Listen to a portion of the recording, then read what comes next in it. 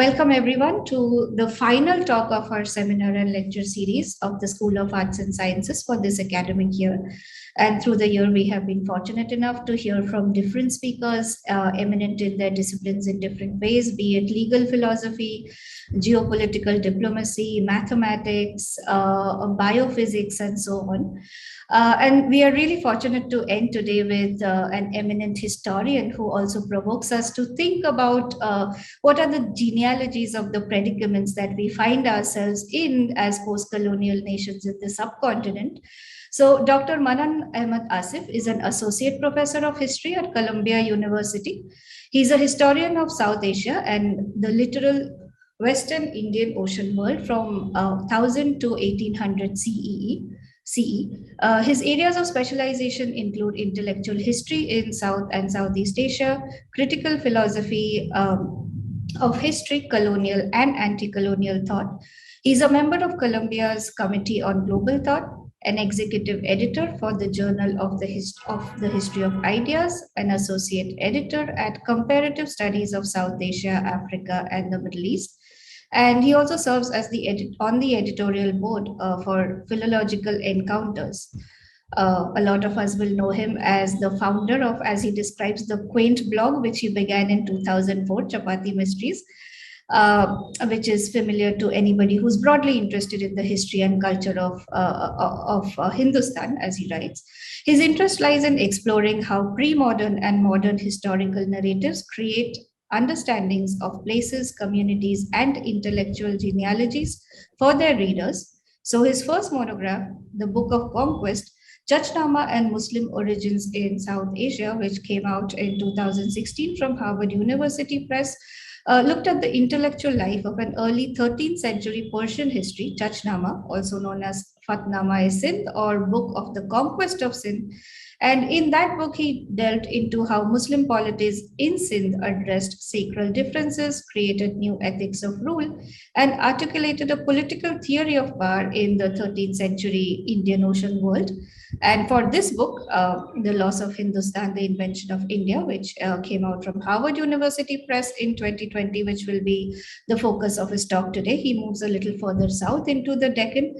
And he turns to the subcontinent's medieval past and uncovers a rich network of historians of Hindustan who imagined, studied, and shaped their kings, cities, and societies. He closely examines the most complete idea of Hindustan elaborated by the early 17th century Deccan historian Firishta. His monumental work, Firishta, became a major source for European philosophers and historians such as Voltaire, Kant, and so on in the 18th and 19th century. And yet, as he shows us, Firishta's notion of Hindustan was lost and replaced by a different idea of India to the one that we inhabit today.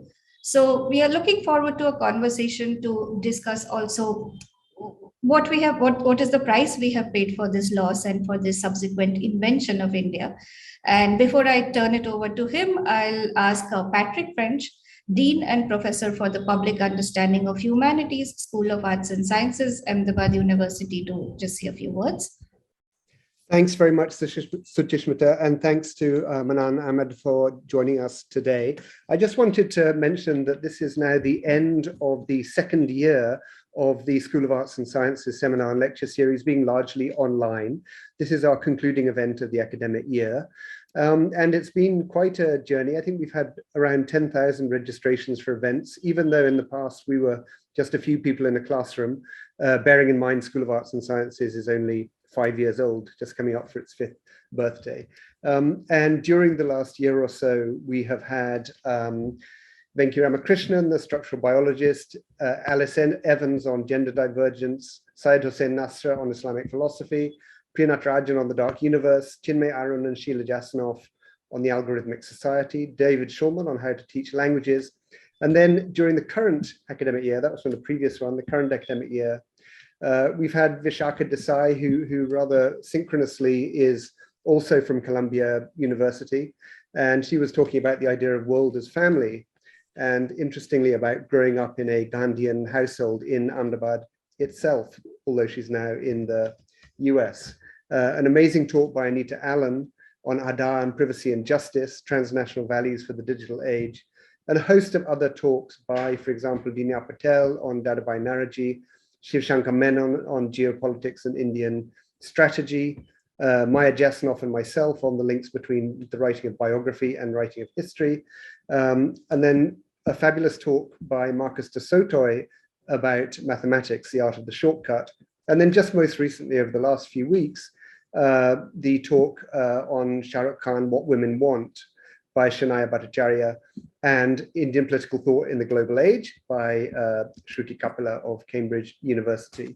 And I'm very pleased to end this year's series with Manan Ahmed's talk, which really goes to the heart of what India is or was, or how it's conceived and perceived by different groups of people at different times in history.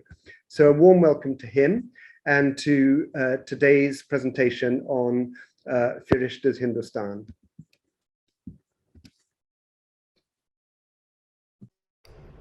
Great, thank you so much. I'm just gonna share my screen and all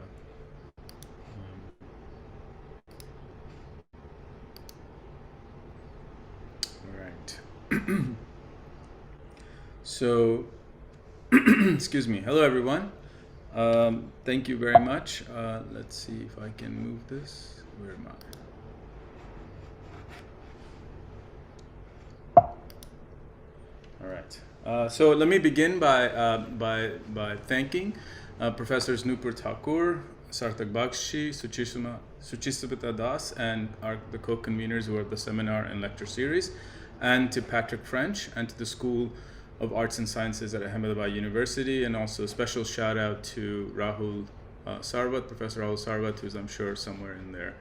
I'm gonna try and minimize. Today I want to talk a little bit about this book that came out during the pandemic about 1.5 years ago, and for which I've given all my talks online in a sense, but which has been a blessing, I must say, because I've been able to give almost 6 to 12 talks in India, in Calcutta, many in Delhi, in Bangalore, Mysore, and now in Ahmedabad. And that's a luxury and a pleasure that I don't think I've ever would have had if we were not in a pandemic. So at least there are ways in which we can connect to each other as colleagues, as faculty, as students of history, even when we are so far apart physically. So I think I'm really grateful for this particular opportunity that I get to speak with the students and faculty at Ahmedabad University.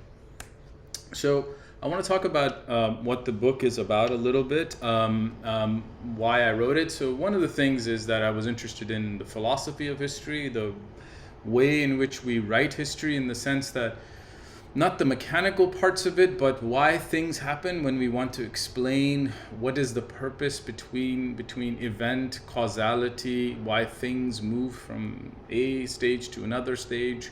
Those are all kind of invented mechanics, logics that we impose upon the chaos that is our past and present and future. And it's something that emerges at a very particular point in human history, this idea that there is to be a specific philosophy of history, and I want to talk a little bit about that part. And then I want to kind of say, what does it mean to think about this from a decolonial perspective? I also wanted to put Europe in its proper historical place, and this proper here is a gesture to Dipesh Chakrabarty's provincializing Europe, but not quite how Chakrabarty uses it.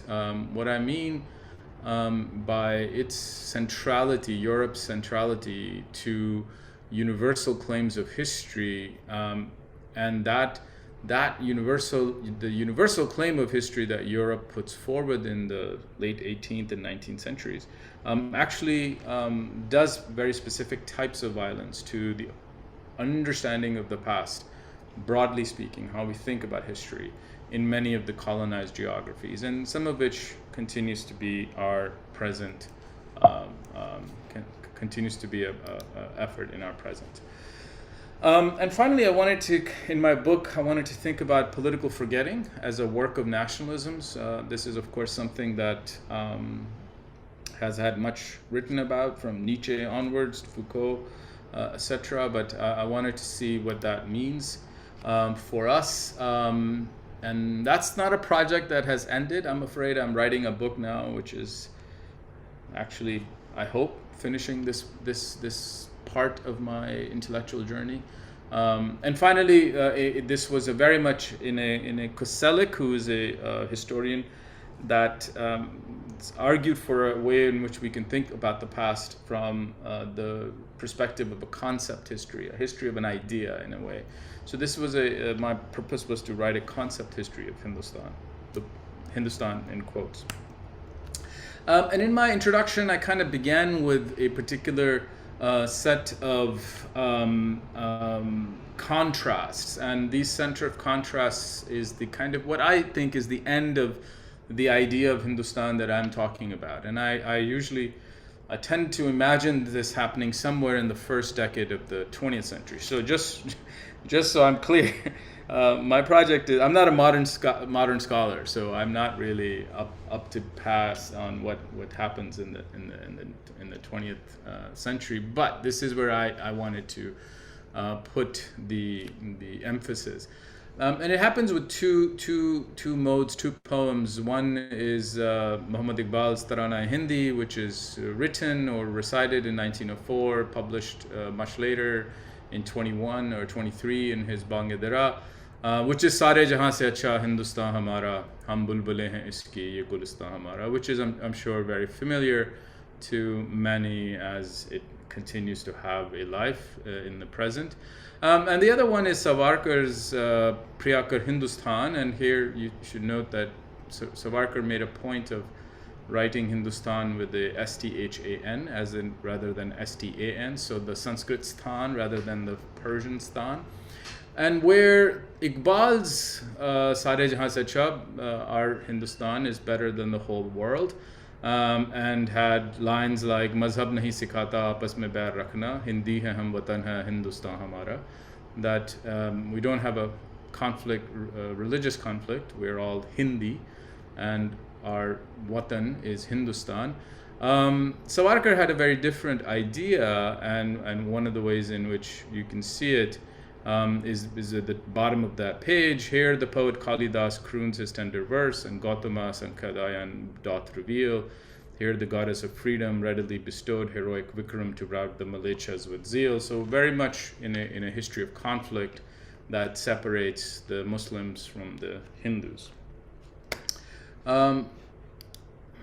And just a couple of other notes that this idea of Hindi, Hindu, Hindustan becomes an important part of both the anti-colonial struggle and the nationalist movement. And I do not in my book go on all the various ways in which Hindustan is present in the culture. This is not a cultural history. So I don't talk about Hindustani classical music, by which we still understand, or Hindustani language, which is John Gilchrist. My idea of Hindustan that I'm trying to trace is very much how historians conceptualize this idea and how they deployed it. And in this invention of India, which is the subtitle of my book, there's also this idea of all antiquity that I kind of trace a little bit in some of my chapters. And the very small point I'll make here about that is that, of course, when we say something like ancient India, you can see on the left of the screen many hundreds of books in which ancient India is the title, or India's antiquity is in quote unquote India's antiquities imagined. But when you say something like ancient Pakistan or ancient Bangladesh, that seems to be incongruous. But the fact is, and what I want to order is that India, Pakistan, Bangladesh are all modern inventions that come to being at one particular place. So it should they all should be taken as ancient, or none of them should be taken. My vote is for none because I'm against origins. India,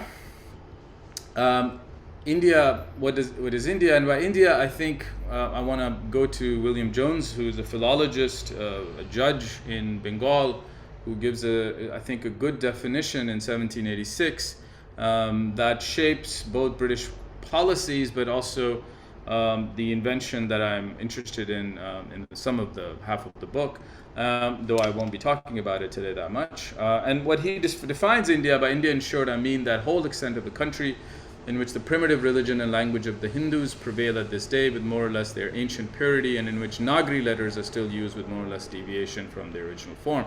So for William Jones, as early as 1786, India is a specific geography with a specific language and a specific religion, and that I think is an important thing to keep in mind. I don't know why this.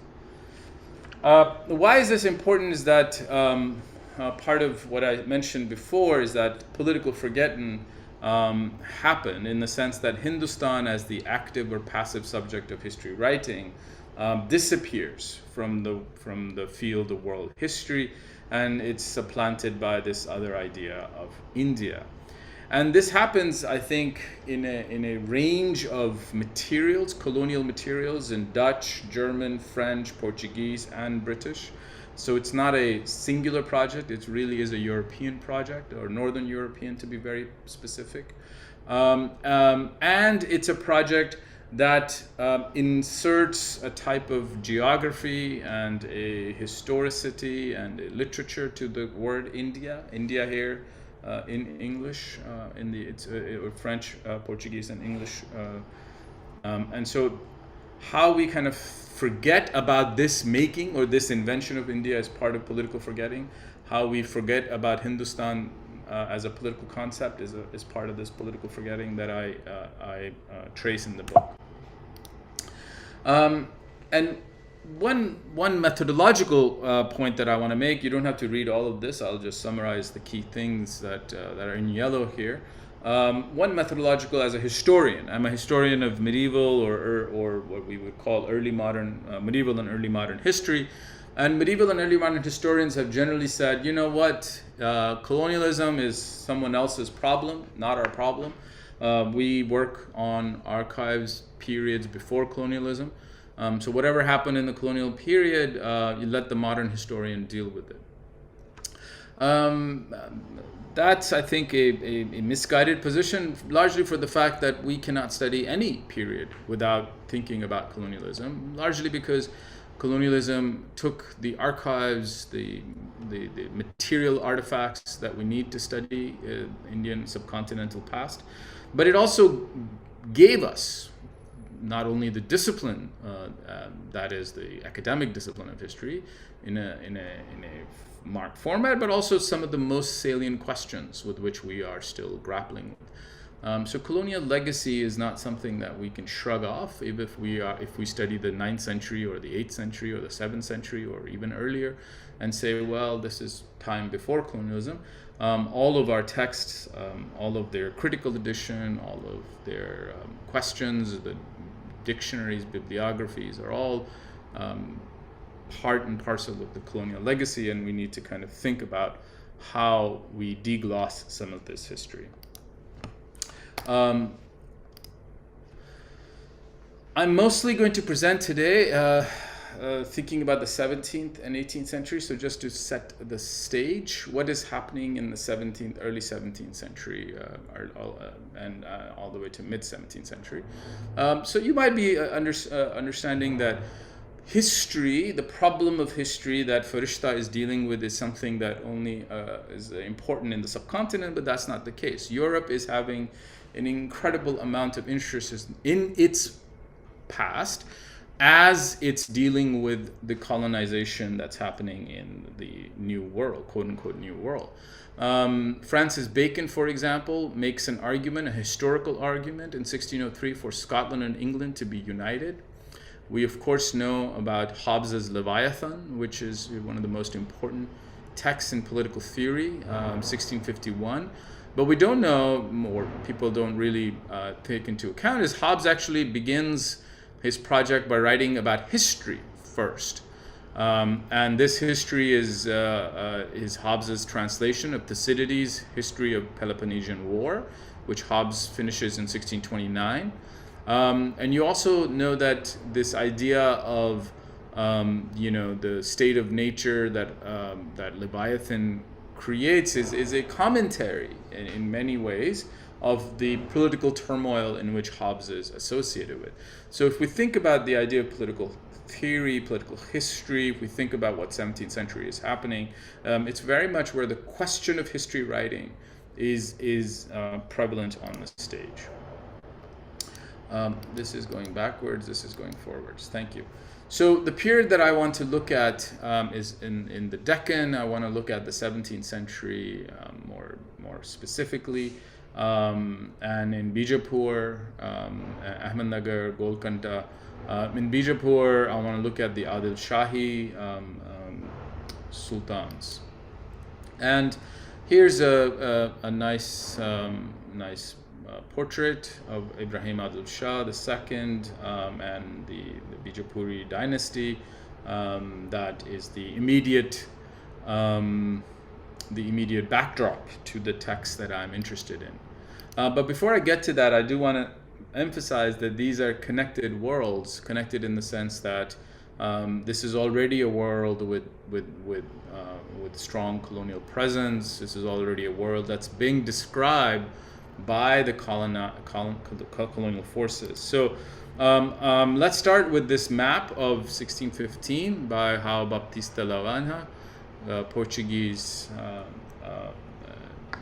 sailor and merchant, and this is a map, as you can see in the middle, it's Hindustan and Mogor. These are terms used often, almost sometimes interchangeably. But what I want to showcase in this particular map is actually the Deccan region, because as you can see, it's quite heavily populated by ports, by sites. So this is a part, obviously, since 1498 that's quite well known to Portuguese and to German and French and British sailors and merchants and emissaries. And so that's one thing, is that this is a world that's increasingly being exchanged. These maps are flowing between Lisbon and London and Paris and Berlin about the subcontinent. One of the most important maps, perhaps in that sense, comes after Thomas Roe's mission to the Mughal court. This is the map that comes out in 1619. It's also a map called Hindustan, and you can see across. My cursor is nowhere around, so I can't show it to you. But if you look at the middle of the map, you will see Indostan, Hindustan. But what I really wanted to show here is this idea of the geography of Hindustan. It's pretty sparse, again, except for the Deccan region, where there's a lot more names. But the only other one thing that seems to be of really great interest to everyone, and it was true for the 17th century, is the road that goes from Lahore to Agra, which is here in the middle. This is something Roe and Korea and other travelers were amazed by, that Hindustan had these wide shahras, or these wide caravansarais, and these beautiful, safe traveling portfolios. And you can see here another map from the 17th century, 1673. This is a Dutch map, and you can see clearly that road again marked very deliberately. And the Deccan, as you can see again, is one of the most populated with names of the whole area. Slowly, however, you have other types of population of the idea of cartographic idea of Hindustan, and I want to just draw attention very briefly to this particular map by Jean-Baptiste Bourgeois d'Anville, which is has all the same things that we've been talking about, but has starting to have these markers. So Hindus, a savage people.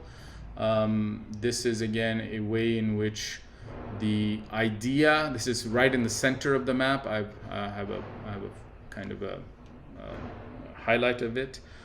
So both the cartography is not only place, but it's also people, and I think that's really important. So this background, the 17th century, we have a historian, Muhammad Qasim Firishta, likely dates 1570 to 1630, or at least that's when he flourished. Ahmednagar, Deccan. He works for Nizam Shah. He has a palace guard. He's a diplomat, an envoy, writes a treatise on medicine, also pens some poetry in his downtime. He's commissioned in 1589 by Ibrahim Adil Shah II to write a new history. New is very important here. He then titles his work, among other names, No Rasnama, the new mood of history writing, or Tarikh-e-Firishta, which he himself calls his text Tarikh-e-Firishta, after himself. He wants to take ownership of the text, so this is very important again for the kind of mode of history writing. He's very aware of his place as a historian, and he basically writes. He's a contemporary to Thomas Hobbes, so we have to kind of think about it in that way. When he begins to write this new history, he has some models that he cites, and he says, look, Zahiruddin Babur has this Baburnama.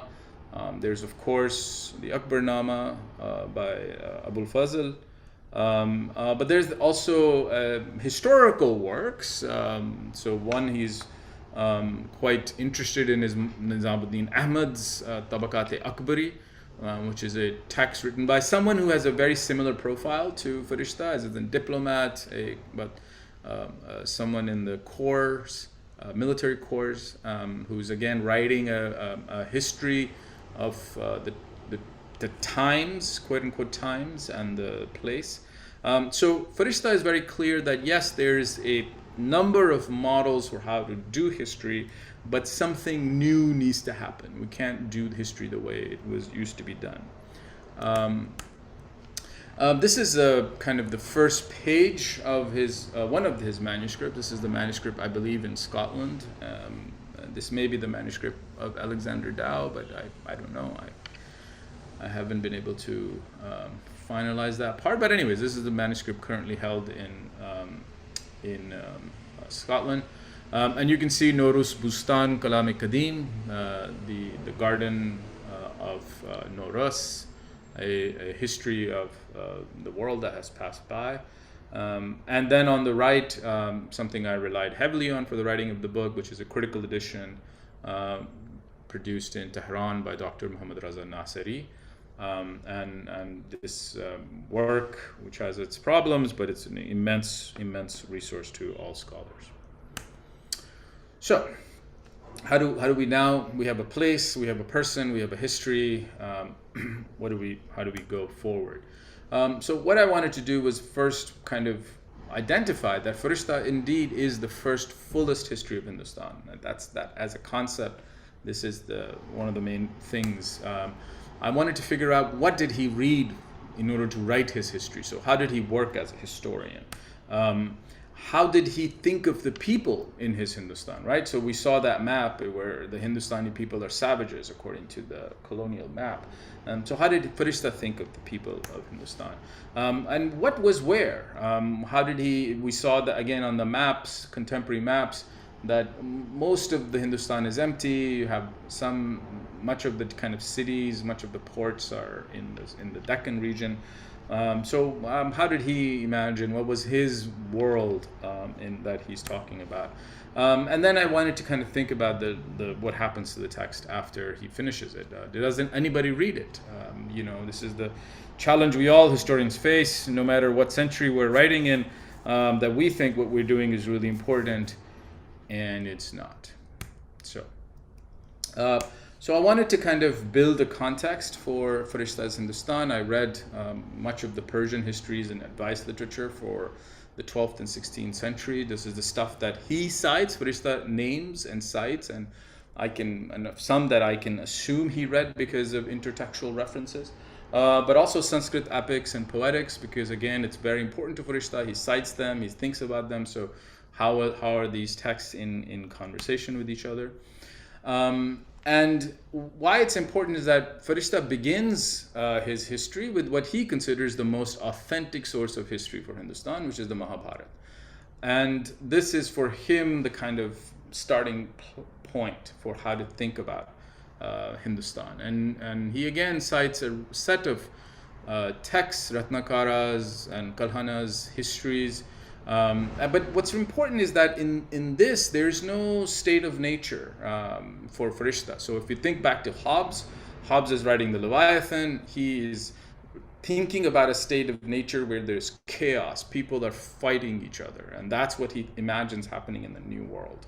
And he says from there, we need to create the state as a body, etc., etc.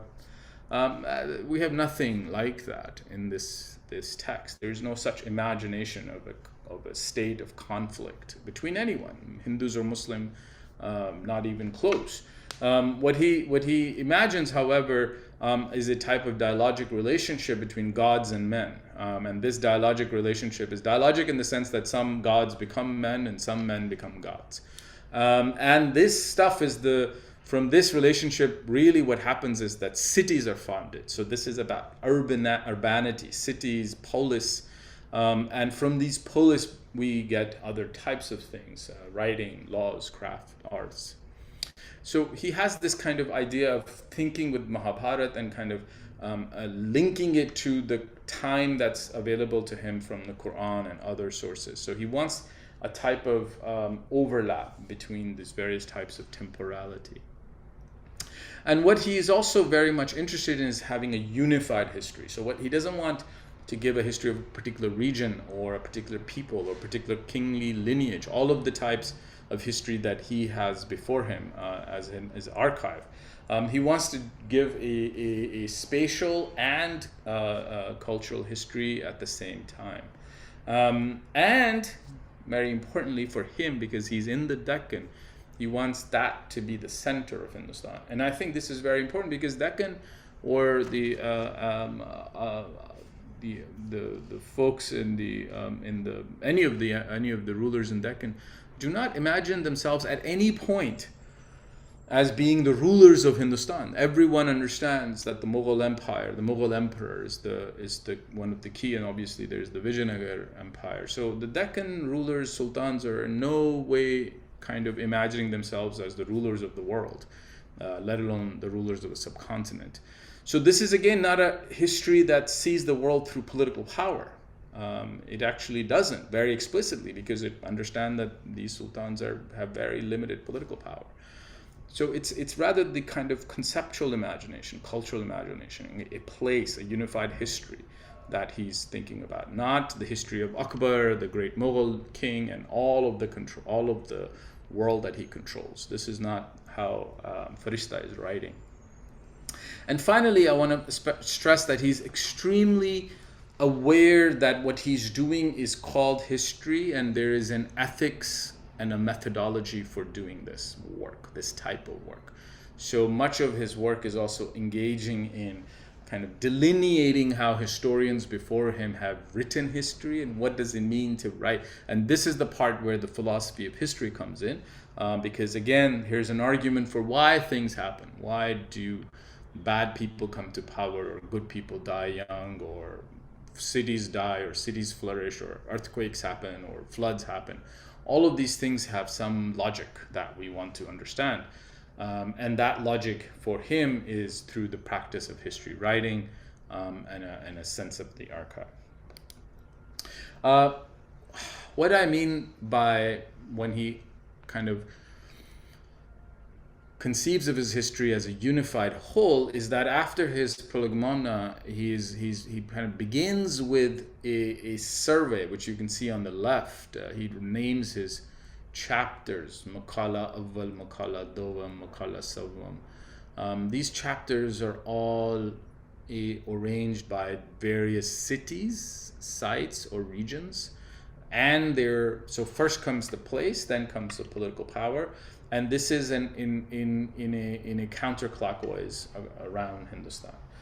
Bengal, Lahore, Delhi, Deccan, Gujarat, Malwa, Khandesh, Bengal, Multan, Sindh, Kashmir, and then Malabar. And at the end, he has two special sections. One is the account of Sufi sheikhs, and the last one, which I will focus a little bit on, is the characteristics of Hindustan. What does all of it taken together mean? And the manuscript is about 1,200 folio pages for those of you who are interested.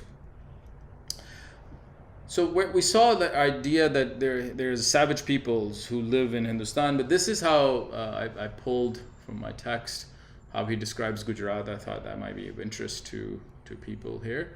How does he describe Gujarat? Who lived in Hindustan? Firishta's account of the life and rule of Mahmud I in Gujarat provides a handy synopsis of his account of who lived in Hindustan. I think I just took it as an example.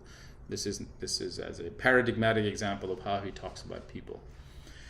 So this was a world where elite political figures, nobility, rajas and sultans were engaged in a contest taking place in city streets and agrarian fields. As Firishta opens the account with Mahmud I coming to the throne at the age of 14, the reader encounters a whole host of characters.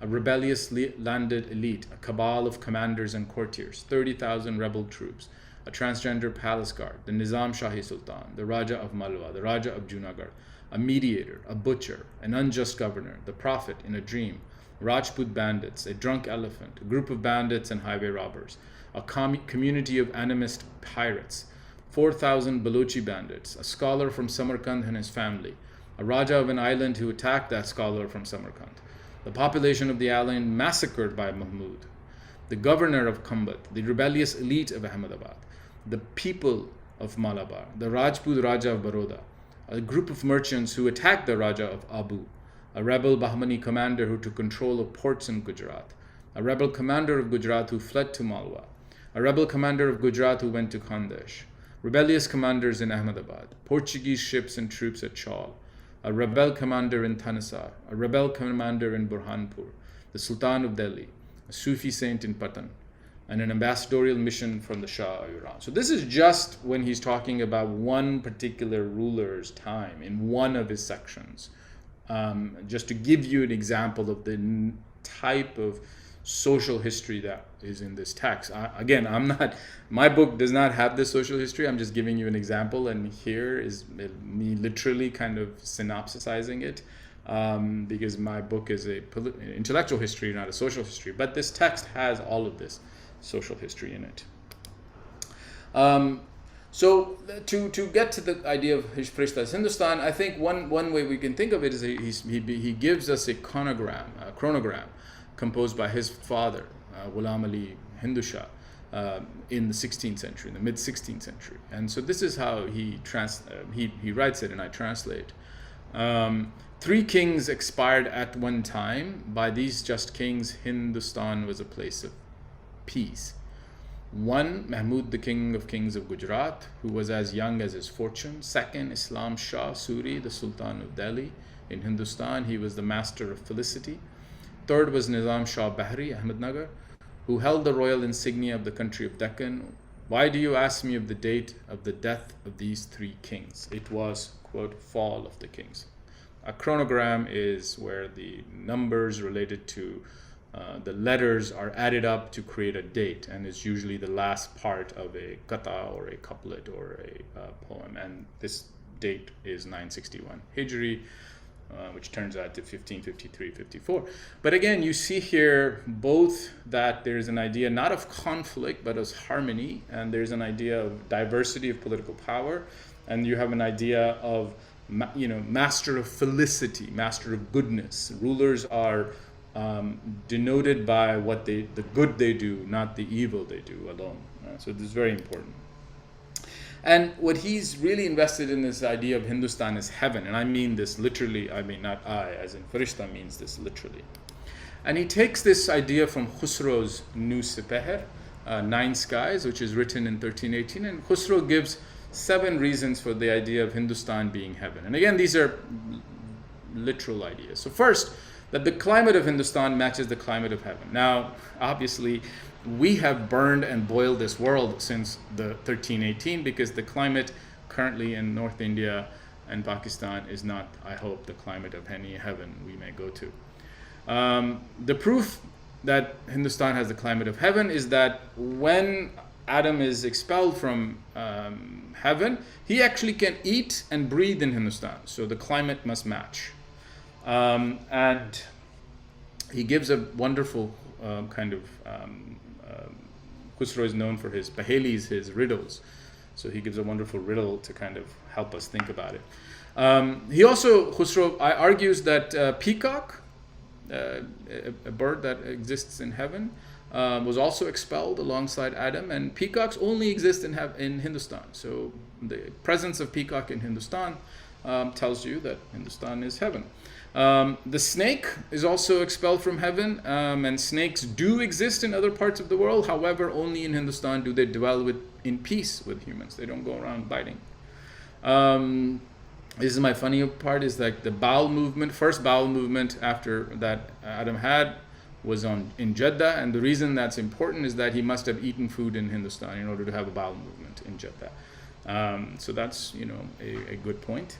Fifth, that the Prophet had said that the winds from Hindustan are like akin to the winds of heaven. This is a very, very, very popular hadith. Sixth, that the polytheists are meant to get their heaven on this earth. So there's a theological argument that the polytheists are in heaven here in this world, and the believers get to be in heaven after the day of judgment. And since the polytheists live and flourish in Hindustan, then it must be heaven. And seventh, that the righteous caliph, again, this is from New Sipeher, 14th century, lives and breathes in Hindustan. Now, obviously, this righteous caliph is not in Cairo or Baghdad. So again, a political claim as well as a theological, biological, and cosmological claims. Firishta takes this idea, and in the end of his text, you can see at the bottom there where the arrow is, where he ends the text with the Kaifiyat-e-Hindustan, Mumlakat-e-Hindustan, Jannat Nishan, all the ways in which Hindustan is like heaven. And in this, he kind of goes over all of the arguments, many of the arguments he recycles from Khusro, but he makes new arguments. He gives new arguments. He says, look, one of the ways in which we know this is Hindustan is that animals are protected. Animals have rights. Animals have safety. If they're hunted according to rules. So we have plants and animals that are flourishing in Hindustan. This is not something that happens in other parts of the world where elements are hunted or stuffed. And I think part of this is about the European desire to capture and take animals. He also makes a very interesting claim about which has importance for folks who are interested in Locke's theory of labor, where he says that all of the Hindustanis put their public labor in public gardens. So a traveler can walk wherever they are walking and pluck a fruit, ripe fruit from a tree and eat it without opprobrium, without conflict, because that fruit belongs to everyone, because the labor belongs to everyone. And this is the opposite of the argument that Locke will make in the late 17th century on property. And that's something for people who are interested in political theory. The last thing I'll mention is in particular is that he says, Hindustanis are really aware of time, and this is where the historian part of it comes in. He says, Hindustanis are really aware of time, as in they think about time a lot, and they write about time a lot. Not just time that divides the day, but time that organizes lives and time that organizes time itself, so theory of time. And I think that's very important, right? This is not an idea where there's no thinking, temporal thinking, but he thinks temporal thinking is very much part of Hindustani, rather than, and I think what he's drawing attention to here is the contrast with Arab historical thinking, where there's a Jahiliya period, a dark age before the Prophet, and there's a strict divide, and also in Persian historiography, where the age of the Pahlawan and the age of Islam are separated from each other's. And for Firishta, those are not, there's no such separation in Hindustan. Temporal thinking is unified. And I think that's an incredibly important argument. What happens, just to give you an example of how Firishta's history is taken up, is from the end of the 17th century. So Sujan Rai Bandari has this text named Khulasatut Tawarikh, which is a synthetic history of Hindustan. So a new genre emerges, in other words, after Firishta, which is how do you write about Hindustan? Not through a particular king or a particular place, but in toto. And Sujan Rai Bhandari moves Firishta's kind of qualities of Hindustan from the end of the text to the beginning of the text, and which becomes the standard.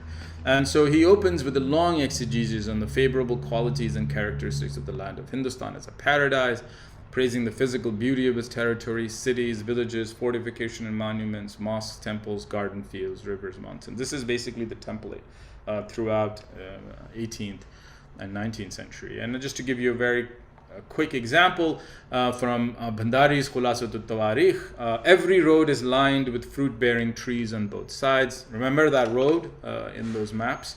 There are sweet water wells, lakes. The merchants and sellers walk in the shadow of trees, eating these abundant and free delicacies with their goods, their women and their children, free of any fear of thieves or robbers. In the east of Hindustan is Bengal, in the south the Deccan, in the west Tata, in the north sky-kissing mountains. And you see almost exactly same template with different types of qualities in Jagjivan Das Gujarati's Muntakhab al-Tawarikh in 1708. Mirza Muhammad's Jannatul Firdaus, the even name is the Heaven of Heavens, 1714. Lal Ram's Tofatul Hind, the delicacies, pleasures of Hindustan, 1735.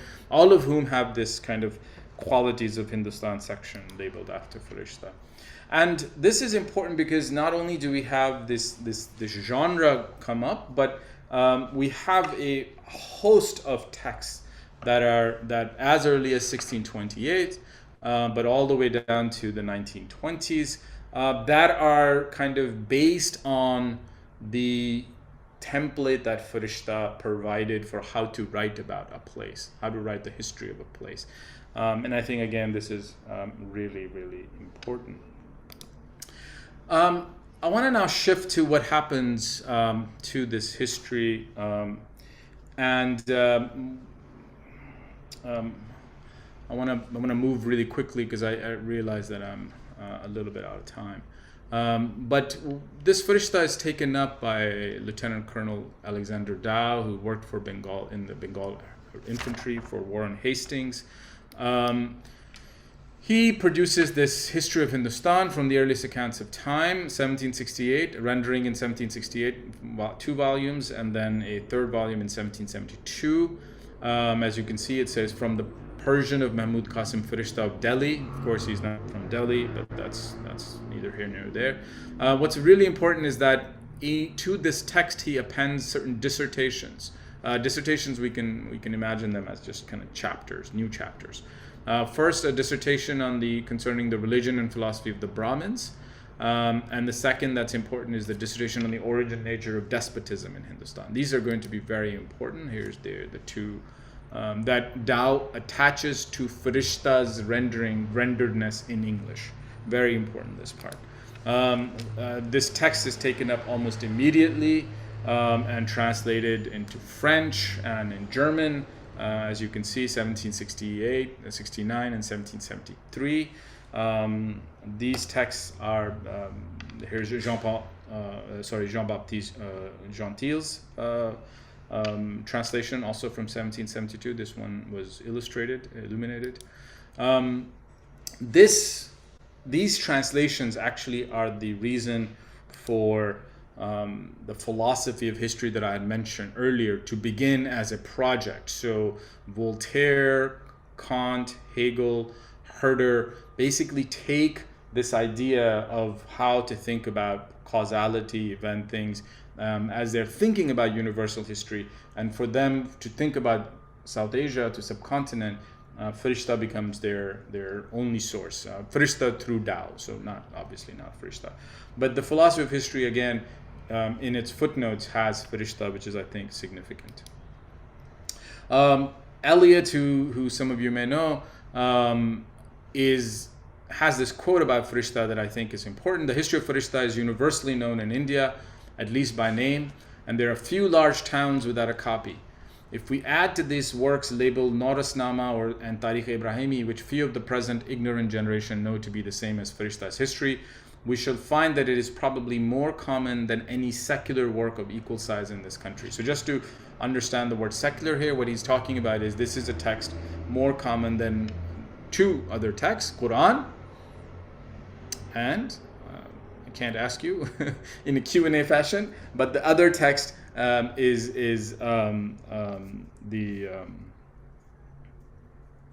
what just happened to me? All right, I'll come back to it. Something just happened. Just have a moment. So anyway, Eliot basically collects does a project on how to think about history writing, and he collects histories.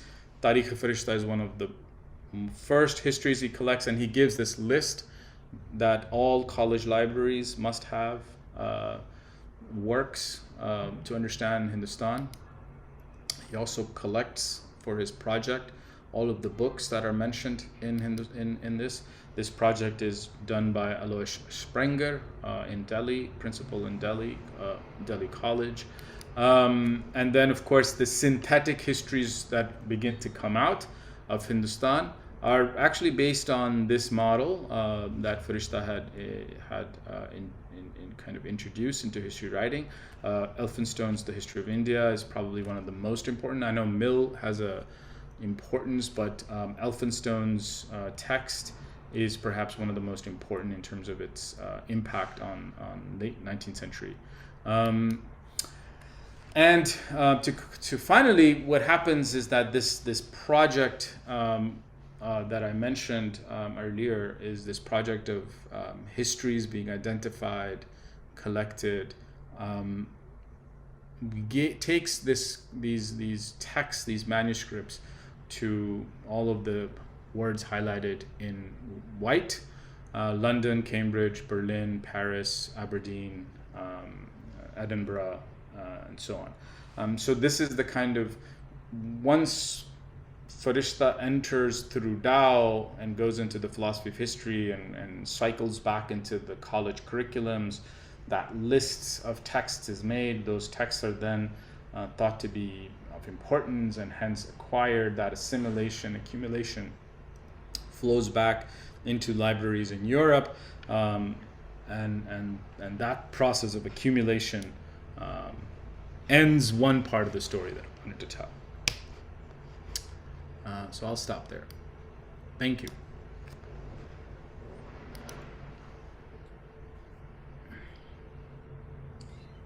Thank you, Professor. That was a really illuminating talk. So we can open it up for questions now to the audience. So you can unmute yourself, maybe raise your hand, the Zoom hand, and unmute yourself and ask the question. Right, Sarthak? Yeah, you can. Or if anybody wants to put a question in the chat, that's also possible. We have a question from Mona, I think. Mona Mehta. Hi, Mona. Hi, Manan. It's incredible. I'm seeing you after 14 years. I know, it's a long time. How are you? I'm great. It's so amazing to see you. I was thinking of all the help you gave me, when I was framing my first course on South Asian politics, and, all the, readings you suggested on Pakistan, and a lot of good memories. I haven't read your book, but I can't wait to read it, and it was such a pleasure to hear you and to hear about this book. And what I want to ask you, Manan, is Firishta's Hindustan allows us to think about possible collective futures by turning to these earlier non-nation state visions of collective identity. And I think you rightly pointed to our collective crisis today of, for instance, climate change, right? I guess my question is, what is the biggest loss for us in thinking only from the modern nation state lens? And is there any possibility of recovering alternative notions of collective identity today when we're so wedded to the nation state idea? And it's not about recovering Firishta's Hindustan, right? It's about what can we recover from that way of thinking about history, that can get us out of the nation state impasse that we find ourselves in today. So if you can, say something about that. Sure. Thank you, Mona. Thank you. I'm so glad to see you and so glad to hear things are well. I think let me answer by a non-answer, if that makes sense. I hope it will make sense. But I think we think of the period of decolonization, so 1940s and 50s and 60s, and we think of the nation states that are being created as Europe's colonies become independent through force or through decree. And there are all these ideas, whether it's the idea of the United Africa, Pan-Africanism, of Senghor and others. There's ideas of Pan-Arabism, of Jamal ad-Din Nasser. There's even notions of Pan-Islamism. And many of these ideas kind of flounder because the nation state begins to assert itself against the colonial, erstwhile colonial rulers, and then the French Directorate, the Commonwealth. Obviously, one can look at the Bretton Woods project and kind of the infrastructure, the economic infrastructure, that both stops any kind of collective imagination and actually enhances the idea that emancipatory politics must be take the nation state as it's given. Now, what I've always found interesting in this, thinking about this history, that is exactly at the same moment when these ideas in previously colonized spaces are starting to take shape and flounder at the same time, Europe begins, I think, one of the best example of thinking outside of the nation state in the EU. The Paris Accord happens at the exact same moment. Now, Brexit notwithstanding, there is a history of almost 50 years of how to think about the nation state in a collaborative way. That has never been posed in a theoretical format for how to think about the not just alternatives looking back, but alternatives looking future. I mean, think about Europe of 2 world wars, of colonial empires around the globe, of hatred between Catholicism and Protestants and Anglicans, and language and Nazism and anti-Semitism, and think about those perspectives having to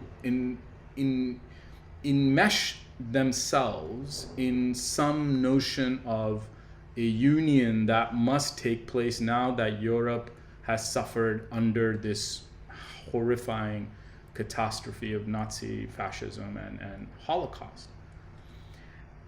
The Holocaust, the violences that happen in East Africa, West Africa, in South Asia, that will happen in the future in Rwanda, etc., in Ethiopia, in the future from the 40s and 50s. However, those nation states never have that moment, or not given them moment, or not, that moment doesn't present itself. Now, Nehru, I know, not a popular guy nowadays, but has some important things to say about it, and one should think about those important things that he said. But to me, there is a genealogy that emerges, perhaps only for Europe, and perhaps that's the signification in and of itself, that Europe is able to grant for itself things that the colonies can never attain. But I think we can. So it's not necessarily, if I want to go back to Firishta's Hindustan, but I do want us to kind of think of the political possibilities that are on the world map post Second World War that never present themselves to certain types of ideas of nation states, where those nation states, eat themselves, as in that's what's happening in India, Pakistan, and Bangladesh. We're eating our minorities chip by chip by chip, right? Like, that's all the nation state can consume itself, is to consume itself under the idea of origins, under the idea of purity, whether it's the purity, right now it's purity of religion, it's going to be purity of language, it's going to be, it's just going to just keep going on that model. Anyways, that's my non-answer answer, I hope. So I had a question, I think. So I think I'm actually interested in your, in the argument about the political forgetting. And I was just wondering that how also is important might be a role of nostalgia in in selecting what do we choose to select and what do we choose to retain and what do we choose to forget, because we are also seeing, right, this idea about yearning to go back to a kind of an idea of like a civilizational space in subcontinent. In Turkey, if we call about it, like return to a nostalgia about an empire, right? So in different kind of regimes, different kind of leaders are using different senses of nostalgia.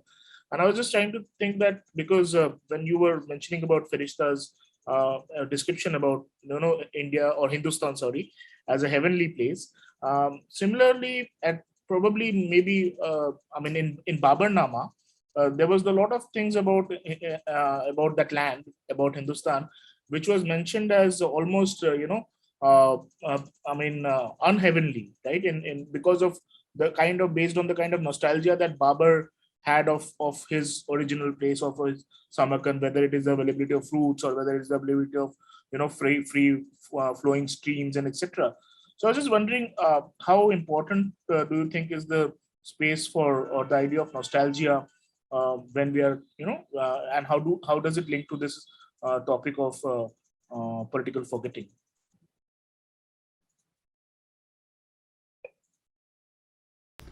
Thank you. That's a great question. So, Firishta, for example, is very aware of Babur's depiction of Hindustan. In fact, he begins his section on Hindustan as heaven by reading against Babur's description. So he's very much aware of, he very much knows what's happening. And I think there are two things, just to understand Firishta's perspective here is important. One, yes, he's drawing upon, as I mentioned, Khusro's template to describe the qualities. But Firishta is not a poet in the same way. And he's actually a very specific and serious social historian. And so what he's doing is he's actually kind of basing his argument in, like I mentioned, 1,200 folio pages of a lot of detail about people, a lot of detail about transactions, a lot of detail about conflict, a lot of detail about peace in the sense of contractual agreements, who gets to live where, etc., etc. So he is not nostalgic. He is, to me, so my reading of Firishta, he is not nostalgic. What he is committed to a political ideal, let's just say, which is an idea, as he mentions in his chronogram of his father, idea of political power being used in felicitous manner, in a manner that brings felicity to the world. And that's most clear as a historian, in which he describes rulers who behave in infelicitous manner. So rulers who are oppressive or who tax or who do bad things, which again, Firishta, unlike historians of his archive, is quick to condemn. So the idea of history acting as a sieve in which we can sift out, particular types of,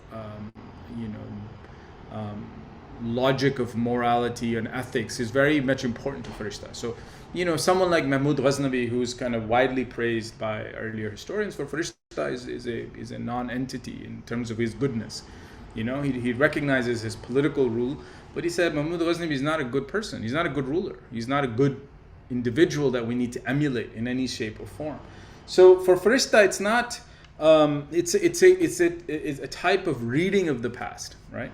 Now, what happens is that as we continue to kind of go through the 18th and 19th century, one of the last texts I read in my book is a Tarikh of Hindustan written by Zakaullah in Delhi. So this is post 1857. Zakaullah is a member. He teaches mathematics in Delhi College. He's an employee of the Raj. And he writes this history in which he reads Firishta and the world that Firishta is describing in a nostalgic manner as something that happened in the past. And we have other forms that we understand from late 19th century about this, right? So people like, Sharar's Guzishta Lekhnau, this whole Shahr Ashob genre, how we remember Surat, how we remember Lucknow, how we remember Delhi. So that's certainly happening in the late 20th century, and we can trace it even slightly earlier to the mid 19th century, mid 20th century as well.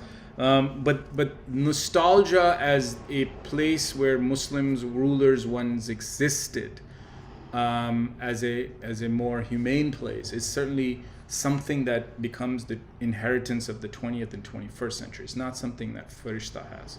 So I think that's where, now to jump to the matter of contemporary world, where Erdogan imagines himself as the founder of the Ottoman Empire, and Imran Khan imagines himself as the best friend of Erdogan's founding of the empire, and the authoritarianism of today for sure has an idea of supremacy, and whether it's white supremacy or it's Turkish supremacy or it's Hindu supremacy or it's Islamic supremacy, Imran Khan, for main appeal of Imran Khan has always been some idea of Riyasat-e-Medina, some notional past that he imagines to be glorious and golden. And very morally oriented. Yeah. Whatever. That is certainly part of authoritarian. And again, if we think of history of authoritarianism, if we think back to Mussolini, we think back to the Third Reich, absolutely, we don't call that stuff nostalgia. We rightfully call that stuff romantic, and in the way in which in romanticism's way, in which it weaponizes the past. I see that happening much more in the contemporary sense, not in the sense that even the Zakaullah was reading Firishta. Does that make sense? Thank you so much. Yeah, That's great. Thank you. We have time for maybe one more question. Patrick. Yeah, I had a sort of convoluted thought question which follows on from what Sartak was asking, and what Mona was asking, which is that I was very taken by the point you made about the optimism of these kind of large groupings that came together, let's say in the second half of the 20th century, and you saw that movement happening pretty much globally, and the common market, or what became the European Union, is a sort of successful example of it. But I'm just thinking that now, when you have this yearning for an ancestral past that seems to apply in all of the cases you've just given, and I think you could perhaps say the same thing about Xi, you could say the same thing about Putin. It's this kind of imagined version of the past. And it seems that quite often it depends on exactly what you were talking about in your lecture, which was this sort of colonial idea of history and the colonial periodization of history. And I'm just sort of wondering where that leaves us in 2022 looking forward. I mean, what are the reasons for optimism when so many countries are, if you like, going with that version of a past, which may be an imagined version? Thank you, Patrick. That's a great question. I mean, I think, again, optimism is hard to find anywhere. In America, where I am at the moment employed, we're looking at reproductive rights being taken away, and perhaps gay rights and other rights that are predicated on the logic under which reproductive rights will be taken away also under. So not a whole lot optimism in that sense, but I think it's important, the point that you make is important for us to understand that point epistemically, that the colonial imagination here, where both the type of periodization and valorization or glorification of a particular past is put forth as being inimical or being characteristic of a community, becomes the logic in which the nation state imagines itself. And because that link once made is not challenged on any other grounds, whether I gave the example of the left utopia, but one can also think about Nehru's non-aligned movement. One can think about other now we're thinking in Brazil, in Latin America minus Brazil, we have in Chile and other, we have this idea of indigenous as well as ecological futures that allow us to kind of think about Ecuador, particular.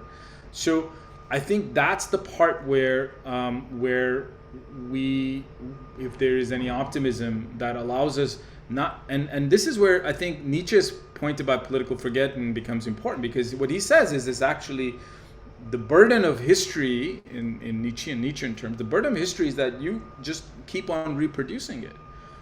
And some of these things require a type of kind of a balance in which one can understand new possibilities have to emerge from elsewhere than the historical tradition that has been taught.